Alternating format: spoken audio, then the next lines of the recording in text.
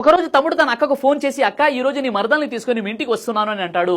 అందుకు సంతోషంతో అక్క, మా తమ్ముడు రాక వస్తున్నాడు, అతని కోసం ప్రత్యేకంగా ఏమైనా వంట వండాలి అని చెప్పి వంటగది మొత్తం వెతుకుతుంది. కానీ ఏమీ ఉండదు. వెతుకుతుండగా రెండు ఆరెంజ్ పండ్లు కనిపిస్తాయి. దాంతో 2 గ్లాసుల జ్యూస్ తయారు చేసి వారి కోసం సిద్ధంగా ఉంచుతుంది. వారితో పాటు ఆ మరదల యొక్క తల్లి కూడా వస్తుంది. ఇక్కడ ఉంది 2 జ్యూసులు మాత్రమే, కానీ వచ్చిన వారు మాత్రం ముగ్గురు. 2 గ్లాసుల జ్యూస్ తీసుకొని ఒక గ్లాసులో మాత్రం నీళ్లను తీసుకువచ్చి మొదటి 2 గ్లాసులు మరదలికి, మరదల తల్లికి ఇస్తుంది. 3వ నీళ్ల గ్లాసు తన తమ్ముడి ముందు పెట్టి, ఇదిగోరా తమ్ముడు, నీకోసం స్ప్రైట్ తెప్పించాను, నీకు ఇష్టం కదా తీసుకో అని నీళ్ల గ్లాసుని తన తమ్ముడికి ఇస్తుంది.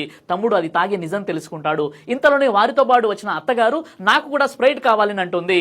అక్క నువ్వు కూర్చో, నేను పోయి తీసుకువస్తాను అని తన తమ్ముడు వంటగదిలోకి వెళ్లి ఒక గ్లాస్ క్రింద పడవేశాడు. అయ్యో ఆ స్ప్రైట్ గ్లాస్ కింద పడిపోయింది, నేను బయటికి వెళ్లి తీసుకువస్తాను అంటాడు. అప్పుడు అత్తగారు, వద్దులేండి ఇప్పుడు అవసరం లేదు అంటుంది. వెళ్లేటప్పుడు తన అక్క యొక్క పేదరికం గుర్తించి తమ్ముడు అక్క చేతిలో కొన్ని డబ్బులు పెట్టి, జాగ్రత్త అక్క అంటాడు. ఇది అక్క తమ్ముల యొక్క అనుబంధం.